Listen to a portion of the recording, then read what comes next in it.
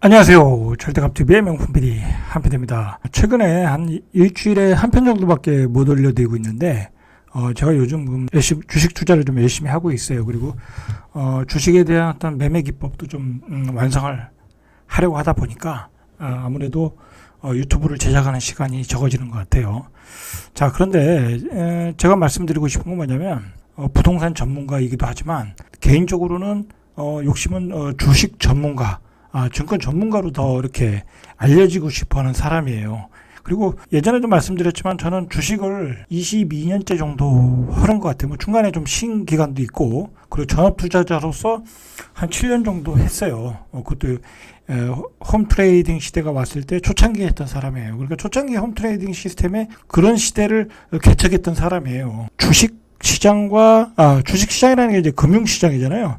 금융 시장과 부동산 시장을 같이 봐야 돼요, 지금. 그래야 부동산 시장이 보이는 거예요. 지금 부동산 시장에서 가장 그 화두가 되는 게 뭐예요? 유동성이잖아요. 그죠? 그리고 금리 인상이잖아요. 그리고 앞으로 유동성을 축소하겠다고 그러잖아요. 자, 그런 문제가 부동산 시장에 어떻게 영향을 주는지 이제 그런 것 알지 못하면 앞으로의 부동산의 흐름을 우리가 알 수가 없어요. 제가 보기에는 뭐 부동산 전문가라는 분들이 유명하신 분들이 많잖아요. 뭐 글쎄요, 한두 분 빼고는 거의 그 금융시장에 대해서 잘 그렇게 전문가는 아니에요. 어느 정도는 알고 계시겠지만은 어떤 전문가 수준은 아니에요. 그리고 주식시장에 대해서도 잘 몰라요. 이게 금융시장이라는 게 주식시장과 채권시장을 잘 알아야 되거든요. 금리 동향도 알아야 되고 환율 동향도 알아야 되고. 저는 달러도 투자를 해요. 달러도 투자하고 뭐 최근에 뭐 저희 그 거의 포트폴리오라고 할까요? 뭐 부동산은 뭐 사고 팔 일이 별로 없으니까 그렇다 치고 지금 상황에서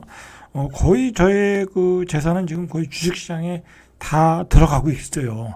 최근에 요즘 주식이 많이 떨어졌잖아요. 그래서 주식시장에 많이 들어가 있고, 지금 금융시장이 굉장히 문제가 많아요. 여러분들이 잘 모르시겠지만 이 시장을 뒤엎고 있는 어떤 금융시장을 모르고서는 앞으로 3, 4년 동안의 어떤 그 과도기, 지금은 제가 보기엔 부동산 시장이 과도기거든요. 그동안 부동산 시장이 10년 동안 우상향을 했고, 자, 그 다음에 어떤 그 과도기를 지나서 어떤 조정기로 들어가는 국면이기 때문에 이 과도기에 대한 어떤 큰 전환점이 되는 그 흐름을 여러분들이 꼭 아셔야 돼요. 모르시면 앞으로 부동산 시장에서 큰 어려움을 겪을 수 있다라는 거예요. 그런 점에서 앞으로 그런 쪽에 집중을 해서 말씀을 좀 많이 드릴 것이고, 중간에 제 방송에서 이제 금융시장에 대해서 어떻게 돌아가는지 어떤 부동산 시장과 연관해서 그런 이야기도 많이 해드릴 거예요. 그러니까 뭐 제가 이런 얘기하면 좀 그렇긴 한데 솔직한 얘기로 제가 그 가끔 이제 부동산도 하고 주식도 이렇게 소개하고 그런 유튜브 전문가들이 좀 있긴 있어요. 근데 제가 보기에는 거의, 뭐, 제가 자세히 보진 않아요. 거의 뭐, 수박 겉핥기식이에요. 뭐, 실전 매매도 잘 안 해보고, 그리고 실전 현장에서 뛰어보지도 않았는데, 뭐, 예를 들어, 뭐, 10배 나는 주식이 뭐다, 100배 나는 주식이 뭐다, 뭐, 그런 거를 말씀드리는데, 저는 그런 건 아닌 것 같아요. 뭐, 그런 거는 말 그대로 어떤 조회수를 올리기 위한 어떤 어그로 같은 거고, 그런 것에 너무 현혹되지 마시고, 어떤 기본기에 충실해서 좀 보셔야 돼요. 주식을 공부할 때도. 여러분, 주식은, 나중에 얘기했죠. 함부로 하면 안 되는 거예요. 함부로 하면 안 되는 거고, 함부로 남의 말 들어도 안 돼야 되고, 엄청나게 공부를 해야 돼요. 제 경험으로 볼 때는 주식의 고수들도 그런 얘기도 하고, 저도, 경험한 바에 의하면, 제가 뭐 주식의 고수는 절대 아니에요. 뭐, 주식에서 커다란 성과를 아직 거두지도 못했고, 그러나 이제 저도 이제 계속 매매 기법이 완성되면서 이제 안정되게 수입을 올리고 있고, 그리고 앞으로 뭐 주식에서 돈 벌 자신도 있고 뭐 그래요. 그게 다 뭐냐면 제가 한 22년 했잖아요. 주식은 정말 한 30년 동안 꾸준하게 한다고 하면 그 사람은 정말 꾸준하게 남다른 노력을 한다면 고수가 될 수밖에 없어요. 그런 얘기는 뭐 주식 얘기는 여기까지 하고, 오늘 얘기는 이제 앞으로 주택시장에 어떤 영향을 끼치는 건가라는 건데, 여러분, 지금 어떤 금융의 환경이 급격하게 바뀌고 있어요. 자, 급격하게 바뀌고 있는 이유는 뭐냐면 미국이 기준금리를 올리질 않잖아요. 자, 여기 보시면은 미국이 7%대 인플레예요. 작년에 뭐라고 그랬냐면 10%대 그 인플레는 감내할 수 있다라고 파월 의장이 얘기를 했어요. 그런데 7%대예요. 그러니까 7%가 되면 금리를 올려야 돼요, 미국이. 근데 미국이 안 올려요. 자, 이게 여기서 문제가 시작되는 거예요. 문제가 시작되는 거예요. 자, 이 7%대 금리가 되니까 연준 의장이 통화 긴축, QT를 하겠다고 예고를 하잖아요. 연말에 예고. 할지 안 할지 모르지만 나스닥 시장이 폭락을 했던 거잖아요. 일종의 제동을 건 거죠. 그리고 이제 석유 가격도 떨어뜨리고 인플레이션도 이제 일정 죽여야 되겠다라는 그런 의도를 얘기를 한 거예요. 자, 그런데 항상 그 문제는 뭐냐면 실행을 안 한다는 거예요. 자, 미국이 지금 돈을 푸는 속도를 줄이고 있는 것뿐이에요. 이 테이퍼링이라는 게 수도꼭지를 잠그는 거잖아요. 돈을 푸는 속도를 좀 줄이겠다라는 거지. 돈은 계속 풀고 있다는 거예요. 자, 그래서 결국은 그 미국이 너무 뭐랄까요, 달러를 무제한으로 풀다 보니까 지금 세계가 혼란으로 가고 있어요.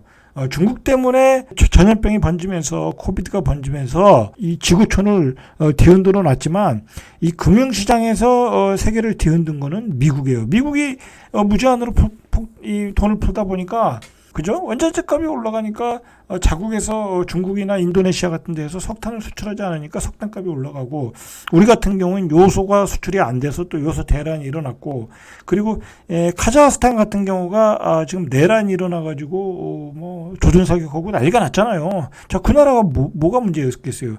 가스값이 폭등했기 때문에 서민이 삶이 어려워졌다. 그리고 우크라이나가 러시아와 지금 대치라는 것도 가스의 문제가 좀 있잖아요. 천연자원의 문제가 있어요. 뭐 안보의 문제도 있지만은 그 기저에는 그런 천연가스에 대한 문제가 있어요. 왜냐하면 우크라이나를 통해서 또 유럽으로 들어가고, 그리고 우크라이나에도 또 석유가 많이 묻혀 있고, 자, 그런 문제가 있다라는 거예요. 자, 그러니까 미국의 무제한 양적 완화는 신흥국들 기타 세계 지구촌을 혼란으로 빠뜨리고 있다. 자, 그 결과 선진국에서는 그게 선거 혁명으로 나타나고 있고, 후진국에서는 폭동으로 나타나고 있다. 자, 그러니까 이러한 문제점에도 불구하고 미국의 연준이 금리를 안 올리는 이유가 뭔가를 우리가 알아야 돼요. 뭐 제 개인적인 생각이지만, 제가 공부한 생각이지만, 그런 것 같아요. 결국은 미국이 금리를 안 올리니까 미국의 나스닥이 계속 신고가를 치고 있는데, 나스닥의 신고가를 치는 종목들을 잘 보세요. 무슨 종목들이 나스닥을 리드하고 있는가. 바로 몇 가지 종목을 뽑으라고 하면 애플, 테슬라, 요즘 빵 기업은 조금 죽었어요. 아마존, 예전에 페이스북, 그런 주식들은 조금 상승률이 더딘데, 애플, 그 다음에 테슬라, 그 다음에 엔비디아, 그 다음에 AMD 반도체. 결국은 이 세계 경제를 주도하려고 하면, 인공지능, 그 다음에 자율주행차, 그런 거잖아요. 자, 그런 주식들에서 혁신 기업이 나오는 게 미국의 나스닥이고, 그 종목들이 말도 없이 거품이 껴가면서, 거품이 꼈다는 건 사실 당연한 얘기예요. 테슬라 사실 얼마나 이게 시가총액이 높아요. 자, 그러면서 미국의 경기를 호황으로 만들어 가겠다라는 의도잖아요. 미국의 경제의 어떤 시가총액이 높고 경제가 호황해야 미국의 세계 경제 패권과 군사 패권을 다 가져갈 수 있는 거예요. 지금 한참 미중이 어떤 경쟁 체제에 있는데, 여기서 미국이 세계 경제를 주도하지 못하면 결국은 중국한테 또 눌릴 수도 있거든요. 중국은 어마어마한 잠재력이 있는 나라니까. 자, 그러니까 여기서 미국이 무제한 양적 완화를 풀어서 미국 경기의 어떤 파이를 키우고 세계 경제를 주도하고, 그런 어떤 자율주행과 반도체 분야에서, 반도체라는 게 결국은 다 인공지능이잖아요. 그 분야에 많은 투자를 하게끔 만드는 거예요. 그렇게 미국이 앞서가기 위해서 많은 양적 완화를 하다 보니까 신흥국에서 집값 폭등, 유가 폭등, 석탄 폭등, 원자재 폭등으로 우리는 시달리고 있다라는 거예요. 그래서 이 미국의 어떤 양적 완화에 대해서 이제 곱지 않은 시선으로 바라보고 있어요. 이상한 사람들이라고 평론가들이 이야기해요. 연준을 바라보고. 자, 그리고 미국도 그것 때문에 문제가 많아요. 지금 그것 때문에 빈부의차도 너무 많이 벌어졌고, 그렇지 않겠습니까? 그럼 미국에 가면 지금 이제 고용이 일하는 사람이 없대잖아요. 코비드 때문에 사람들이 못 들어가고, 그리고 공장을 또 돌리지 못해서 가판대에는 물건도 없고 공급이 제대로 안 되고 있더라고요. 그러니까 미국의 어떤 빈부의 차이, 양극화 때문에 지금의 바이든 정부가 결국은 인기가 하락하고 있다는 얘기가 나오고 있어요. 자, 그런 상황이다. 자, 제가 왜 장황하게 이런 상황을 설명하겠어요. 결국은 그래서 미국은 금리를 올릴 수밖에 없다라는 거예요. 그래서 자기네가 얘기했잖아요. 파월 의장이 최소한 4번을 올리겠다라고 했어요. 그러니까 올해 안에 올리는 거는 시간 문제예요. 그 충격을 완화하면서 미국은 그거예요. 이 주식시장을 금리 올리면서도 최소한 완화하면서 세계 경제의 패권을 우리가 지고 가겠다라는 거예요. 세계 다른 기타 나라들은 고통을 받고 있지만, 자, 그런 상황에서 우리도 금통위가 기준금리를 선제적으로 올린 거예요. 안 올릴 수가 없죠. 미국이 올리기 전에 우리가 올려놔야 돈이 외화가 빠져나가지 않는 거예요. 자, 미국의 금리가 올리면 미국으로 다 빠져나가지 미쳤다고 한국에 투자하겠습니까? 이 주식시장은 일단 금리와 환율의 변화가 굉장히 민감해요. 그래서 우리가 3번을 올렸고 앞으로 3차례 더 올릴 거라는 거예요. 0.75에서 1.25까지 올렸고 1.75까지 내년 올 연말까지 올리게 금통위에 지금 예고해요. 자, 그러니까 1.75까지는 무조건 올린다. 앞으로 2번, 3번 정도 올린다라고 보시면 돼요. 자, 그리고 앞에서도 얘기했듯이 이제 지금의 그 자산 시장의 버블, 이건 뭐 나중에 얘기했지만 이 돈이 너무 많이 풀다 보니까 이 비트코인이라는 상품도 나왔고 NFT라는 상품도 나왔고 일반인들이 미술 작품도 투자하고 뭐 기이한 현상들이 많이 일어나고 있어요. 그게 다 유동성이 풀려서 그래요. 자, 그 유동성을 이제 긴축을 하게. 자, 그래서 만약에 1.75까지 올린다고 하면 주담보 대출 금리가 상단, 하단과 상단의 그 금리가 있거든요. 예를 들어서 3.5에서 5% 정도, 3.5는 하단, 5%는 상단, 그렇게 되는 건데, 만약에 1.25를 1.75까지 올린다면 주담보 대출 금리가 최소한 연 6%에서 7%대까지 올라간다는 거예요. 지금 3.5%니까 하단이, 그러니까 상단 기준으로 7%가 되면 지금의 금리의 2배를 내야 된다는 거예요. 금리 이자를 2배 내야 된다. 신용대출 금리도 연 5%로 올라간다. 이런 상황이 앞으로 주택시장에 어떤 영향을 줄 것인가, 어떤 충격을 줄 것인가. 자, 우리가 그것에 대해서 상세하게 알 필요가 있습니다. 부동산 그 강사들 중심으로 그런 얘기를 하는데 금리가 별 영향을 안 준다라고 이야기를 하는데 그거 제가 보기에는 새빨간 거짓말이에요. 그거는 새빨간 거짓말이다. 어떻게 금리가 영향을 안 줄 수 있어요? 일단은 금리만 올린다고 하면은 뭐 조금 영향을 주길 수는 있어요. 덜 영향을 줄 수 있는데 대출을 안 해주겠다잖아요. 그죠? 대출 총량제까지 동원하잖아요. 정부가, 좌파 정부가 대출까지 안 주겠다. 시장 경제가 아니라 우린 통제 경제로 가기 때문에 대출도 조절하겠다라는 거잖아요.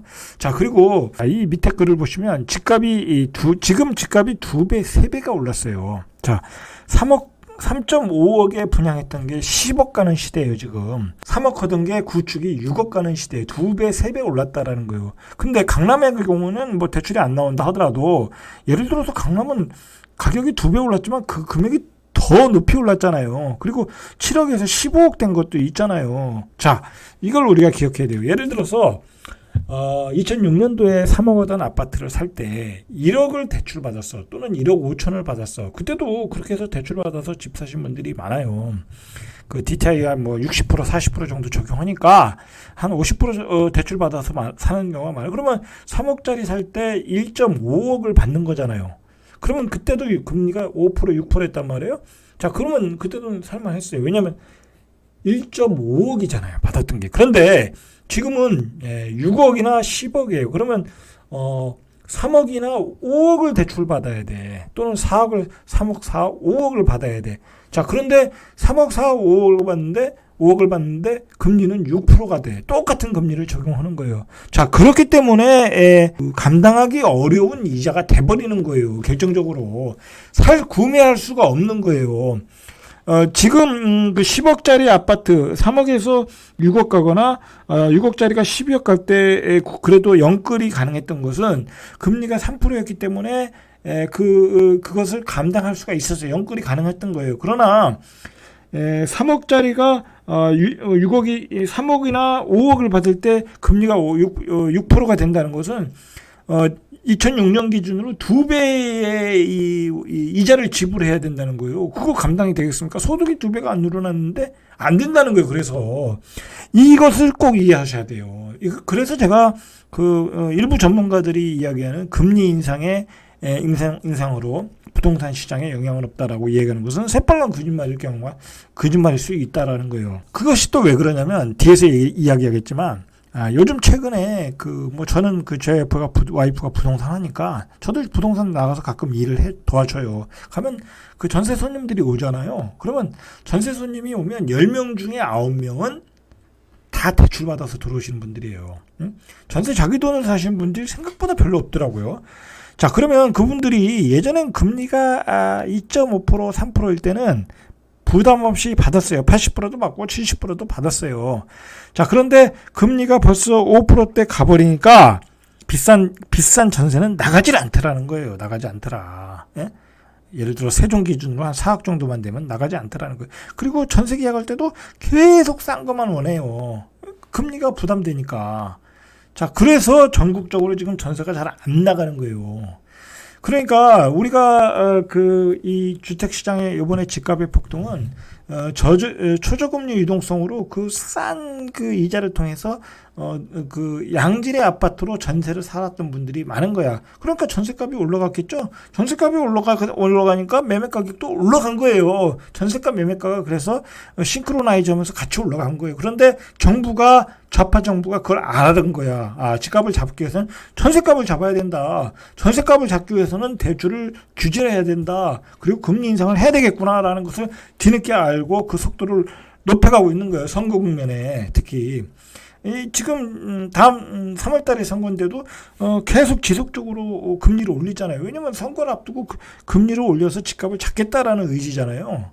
자, 그러니까 금리 인상은 집값에 충격을 줄 수밖에 없다라는 거예요. 그러니까 지금 시장의 매수자가 다 빠졌다라는 거예요. 지금 KB, 국민, 신한, 하나은행 이런 대표은행들이 5대 은행들이 지금 8월 말 기준으로 2.62, 하단이 2.62에서 상단이 4.19래요. 자, 그런데 이달 3.57에서 5.07이라는 거예요. 이달. 자, 금리를 또 올렸잖아요. 그러면 이제 6%대가 5% 중반대가 된다는 거예요. 5% 중반대 또는 6%대가 된다는 거예요. 기준금리를 올리니까 6%대 주담대 얘기가 현실화 된다는 거예요. 자, 전세가 안 나가는 게 전국적 현상이라고 그랬어요. 이게 자 보세요. 보증금 2억에 전세 살 때 대출 이자가 83만 원 나간다는 거야. 근데 집주인이 월세 사니까 78만 원이야. 그러니까 내가 전세로 사는 게 낫겠어요? 월세로 사는 게 낫겠어요? 월세로 사는 게 낫더라는 거야. 그러니까 이런 분들이 있더라는 거야. 집이 대출이 많으니까 이자를 못 갚는 거야. 그죠? 이자가 부담돼. 그걸 차라리 전세를 주고 내가 이자를 낼 바에 월세로 사는 게 낫겠네. 그런 사람도 나오더라는 거예요, 지금. 예? 그러니까 지금 그렇게 되면 어떻게 되겠어요? 전세로 살 바에 그냥 월세로 사는 사람들이 더 많아지겠죠? 자, 그러니까 신문에 전세가 사라지고 있다라는 얘기가 나오고, 서울 임대차 시장에서 월세금 계약이 전세의 41%로 역대 최고가 나오고 있다는 거예요. 금리를 올리니까 이런 현상이 나오고 있다는 거예요. 임대차 입법 시행 이후 30%대로 월세가 뛰었는데 이게 지금 41%대로 역대 최고를 기록하고 있다는 거예요. 그러니까 이제 갭 투자하셨던 분들은 어떤 위기감을 가져야 돼요. 지금 제가 말씀드리는 것은 다주택자들은 이런 상황을 명확하게 알아야 돼. 이 금리를 잘 모르면 앉아서 그냥 역전세를 당할 수 있어요. 역전세 당하면 답이 없어요. 돈을 내줘야 되는데 다른 사람이 들어와서 그 돈으로 나가는 사람 내줘야 되는데 들어올 손님이 없다라는 거야. 왜? 전세 대출의 이자가 너무 비싸니까. 그러면 전세금을 낮춰야 되잖아요. 낮추면 그래서 수도권 전세 가격도 지금 하락하고 있는 거예요. 지금 주로 상승론자들이나 전문가들이 이야기하는 게 올 하반기에 서울의 입주 물량이 급감한다. 자, 그러니까 전세 가격이 뛸 것이다라고 이야기를 하고 있어요. 그런데 그러려면 벌써 이렇게 초반기에 상승 모드가 나와야 되거든요. 그리고 지금 집을 안 사니까 당연히 다 사전 청약을 기다리고 있다 보니까 전세 수요가 더 많아져야 되는 거거든요. 근데 역으로 지금 전세 가격이 빠지고 있다. 경기도 수도권 경기도 수도권의 전세 수급 지수가 95.9, 6주 연속 계속 빠지고 있다. 100을 밑들고. 자, 이게 매매 시장에서는 어떻게 나타나고 있냐? 자, 지금 계속 세 차례 금리 인상이 어떻게 나타나고 있냐? 바로 이제 실거래 가격이 하락하고 있다. 자, 그게 실거래 지수로 나타나고 있어요. 그래서 벌써 이제 11월 달에 아파트 매매 실거래 지수가 전월 대비 0.15포인트 하락 전환했다라는 게 나오고 있어요. 앞으로의 전망이 아니라 과거 11월 달에 벌써 하락으로 전환했으니까 12월 달에는 더 많은 하락이 나올 거라는 거. 1월 달에는 더 큰 하락이 나올 거고. 근데 중요한 거는 그동안 서울이 계속 상승했다고 그랬잖아요. 실제로는 실거래 지수는 하락을 하고 있다라는 거. 서울도 0.79포인트 하락했다라는 거예요. 자, 대전은 0.82포인트. 자, 부산은 0.51, 울산도 0.09, 세종은 4% 이상 하락을 했다. 아주 큰 폭을 하락을 하고 있다. 충북도 최근에 청주는 아직도 상승 중이었거든요. 충북도 떨어지고 있다라는 거예요. 실제 실거래 찍히는 것들은 하락한 가격으로 찍히고 있다라는 거예요. 그리고 앞으로 하락의 폭은 더 커질 것이라는 거예요, 지금. 자, 어쨌든 이게 매매가 되려면, 그리고 주택시장이 살아나려면 구매력을 다 꺾어버렸어요. 뭐 금리 인상이 한 6%대 되면 말 그대로 아까도 말했듯이 가격이 옛날에 3억대 아파트가 아니고 6억대 아파트, 10억대 아파트이기 때문에 도저히 살 수가 없어요. 살 수 없는 가격대가 온 거예요. 그러니까 전문가들도 얘기하잖아요. 뭐 그쪽에 15억 이상의 강남의 아파트는 어차피 대출을 안 받고 어떤 많은 대기 수요가 있으니까 그쪽은 다른 시장이다. 뭐 그런 얘기를 하잖아요. 자, 그런 얘기를 하는 이유가 바로 그런 이유예요. 뭐 그 얘기는 강남의 아파트는 제가 따로 이야기를 하겠지만, 물론 나중엔 전체적으로 시장이 죽으면 강남의 아파트도 버블 구간이기 때문에 가라앉을 수는 있어요. 자, 어쨌든 이제는 영끌 B2 이게 사실상 어려워졌어요. 그리고 작년에 그 상승을 주도했던 영끌 B2를 주도했던 2030의 그 주매수 구매 세력이 이제 다 사라진 거예요. 시장의 매수세가 완전히 끊어졌다. 자, 오히려 이게 걱정을 해야 될 게 뭐냐면 이 매수세가 사라진 시장을 걱정할 상황이 오고 있어요. 여러분 꼭 그 집을 꼭 파셔야 될 분들이 있거든요. 1가구 2주택인 경우에. 그리고 그 1가구 2주택 기간이 지나면 중과세가 되기 때문에 중과세만 7, 80%잖아요. 그리고 꼭 팔아서 잔금을 치러야 될 분도 있단 말이에요. 그리고 뭐 어떤 어려운 상황에 대해서 팔아야 되는 상황이 있다. 자, 그렇게 되면 근데 살 사람이 없다. 그러면 굉장히 호가를 낮춰서 팔 수밖에 없어요. 급매가 아니라 급급매가 돼서 팔 수밖에 없다는 거예요. 실제로 지금 세종에서 그런 일이 좀 벌어지고 있고요. 지금 아마도 이 세종에서 벌어지는 일들이 앞으로 대구, 부산, 뭐 서울, 경기도 전반적으로 다 일어날 가능성이 많아요. 굉장한 낙폭이 일어날 수 있다. 그리고 이게 신문에서도 계속 얘기하지만 작년에 영끌에서 받았던 분들이 굉장히 곤란한 상황이 올 수 있거든요. 그분들이 이제 변동금리를 거의 다 받았단 말이에요. 그때 고정금리도 잘 안 해줘요. 그럴 때는 또 은행들이 잘 알기 때문에 아주 약아서 그때는 다 변동금리를 해버렸단 말이에요. 그러면 그 이자를 감당할 수가 없거든요.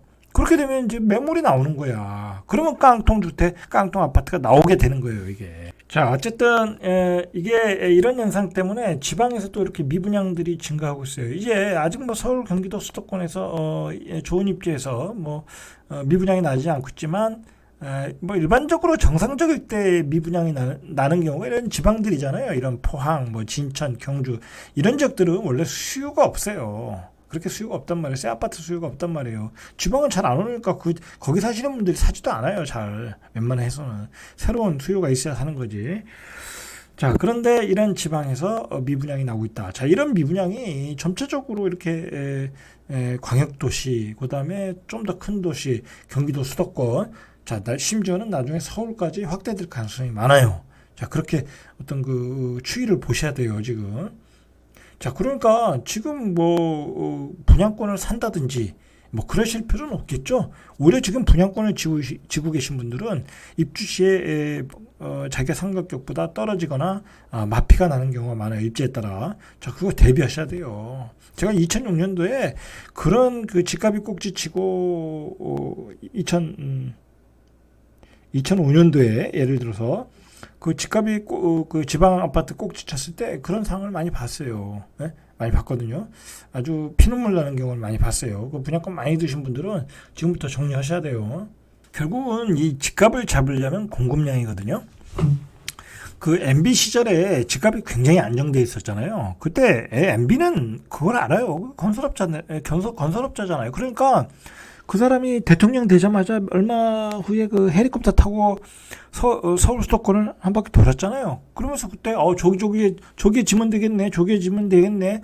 그게 바로 보금자리 주택인 거예요. 뭐 내곡동, 뭐 그 삼성리 그 고향, 그다음에 뭐 하남, 뭐 그다음에 은계지구 뭐 그런 지역들, 그게 다 그 보금자리 주택이에요. 그 보금자리 주택이 왜 얼마나 유력하냐면, 기존의 민간 아파트의 3분의 2 가격에 분양을 하겠다. 새 아파트로. 그러다 보니까 민간 아파트가 공급을 할 수 없는 거야. 그리고 미쳤다고 구축 아파트를 사겠습니까? 보금자리 아파트 한다고 하는데.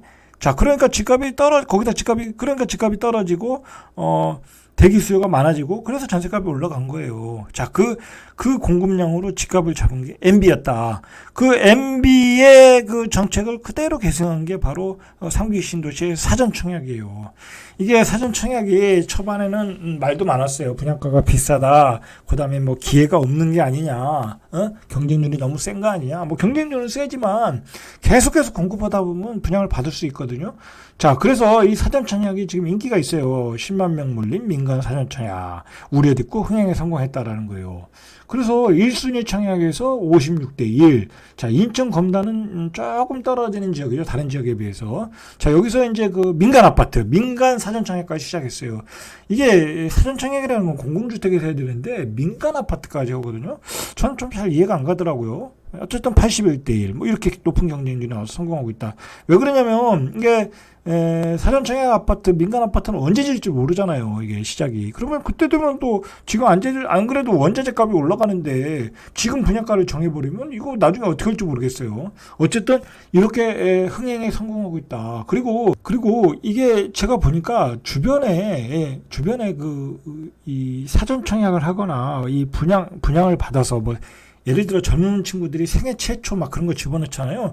그렇게 해서 분양을 받더라고요. 주변에 보니까 많이 받더라고. 생각보다 많이 받더라. 자, 그렇게 되면 어떻게 되겠어요? 내가 굳이 구축을 살 필요 없겠죠. 뭐 기다리면 뭐 3기 신도시에서 오고 또 추가로 택지지구 만들어서 더 공급을 하겠다는 게 지금 여야 후보의 공약이잖아요.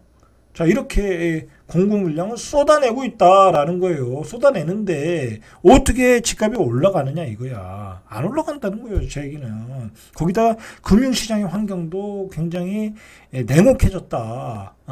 제가 보기에는 지금 전문가들이 이 현실을 좀 외면하는 것 같아요.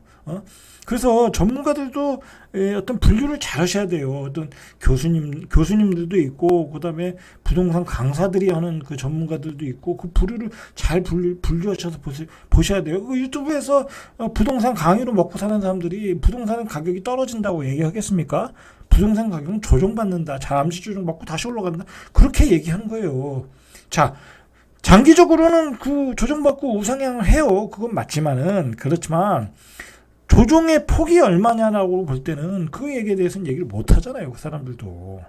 그런데 현실적으로 지금 공급량을 정부가 이렇게 쏟아붓고 있고, 계속해서 공급량에 대해서 대책을 마련하고 있고, 금리는 우리가 생각한 금리의 2배가 됐고, 가격은 예전보다 2배, 3배가 올랐기 때문에 도저히 그 구매력이 없는 상황이 왔다라는 거예요. 그런데다가 지금 이렇게 그 민간 사전청약이 성남, 복정, 의왕, 월암 이런 지역은 좋잖아요. 입지가. 이런 우수한 입지에서 34,000가구를 또 공급하겠대. 그리고 중산 4구역 서울이잖아요. 여기에 도심 공공복합 사업을 통해서 4,000가구도 올해 사전청약을 하겠대. 자, 이렇게 공급 물량을 쏟아내고 있다라는 거예요. 그런데 이 상황에서 주위에서 생애 최초로 넣어서 다자녀로 넣어서 당첨된 사람들이 생각보다 많아지고 있더라라는 거예요. 그러니까 이렇게 되면 구축에 대한 관심이 없어지는 거예요. 제가 요즘 부동산 관련 기사를 보면서 놀란 게 뭐냐면, 그 신문 기사 여론이 뭐 짜고 친 고스톱처럼 한 방향으로 기사를 잡더라고요. 이게 뭐냐면 이번 주에는 어떤 지수가 하락했네. 실거래 지수가 하락했네. 매매 지수가 하락했네. 저번 주에는 의왕에서 폭락이 나왔네. 이번 주는 저 동탄에서 폭락이 나왔네. 자, 그런 기사들을 확대 재생산해서 나오더라는 거예요. 그러니까 하락의 추이를 집중적으로 보도를 하는 거야. 자, 저는 이건 뭐 조중동이든 모든 기사들이 그렇게 나오는데 저는 그걸 어떻게 해석을 하냐면 이런 그 사회적인 여론인 그리고 어떤 사회적인 어떤 집단 지성이라고 그랬죠.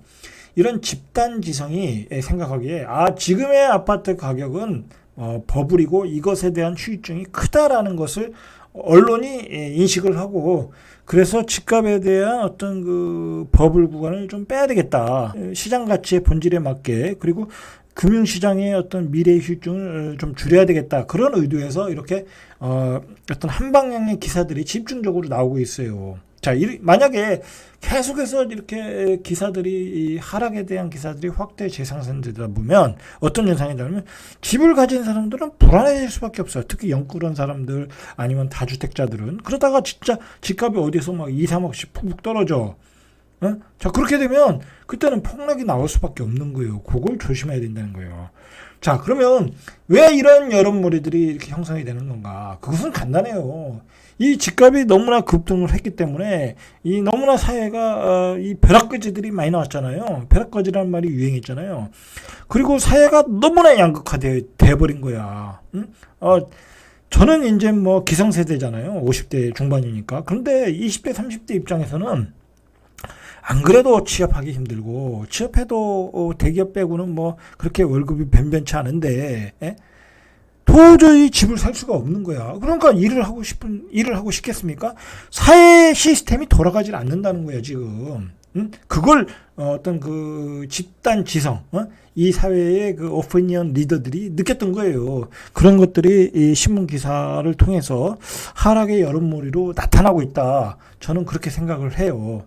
그래서 지금 가장 심각한 문제는 어떤 양극화의 문제인데 어떤 집값 양극화를 해결하지 못하면 이 사회가 안정되게 발전을 할 수 없다라는 것을 어떤 집단 지성이 깨우친 거죠. 그래서 정부도 어떤 계엄령 같은 금융시장이 계엄령이잖아요. 대출 조이고 대출을 뭐 의도적으로 조이잖아요. 뭐 잔금 대출도 안 해주고 작년에 그랬잖아요. 자, 그런 상황으로 갈 수밖에 없다라는 거예요. 이 양극화를 안 잡으면 사회 경제 시스템이 깨진다라는 거예요. 이렇게 이제 집값이 폭등을 했잖아요. 그 다음에 뭐 요즘 뭐 경매로 몇십억 벌었다 막 그런 그 유튜브도 많잖아요. 20대가 30대가 뭐 몇 년 만에 몇십억 벌었다 뭐 그런 게 요즘 유행이잖아요. 자, 그런 기사를 자기 직장 다니면서 일하고 싶겠습니까?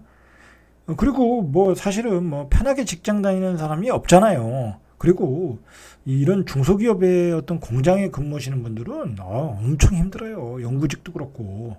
그러면 그거 누가 20대가 뭐 30대가 뭐 얼마 만에 부동산 투자해서 뭐 몇십억 벌었다.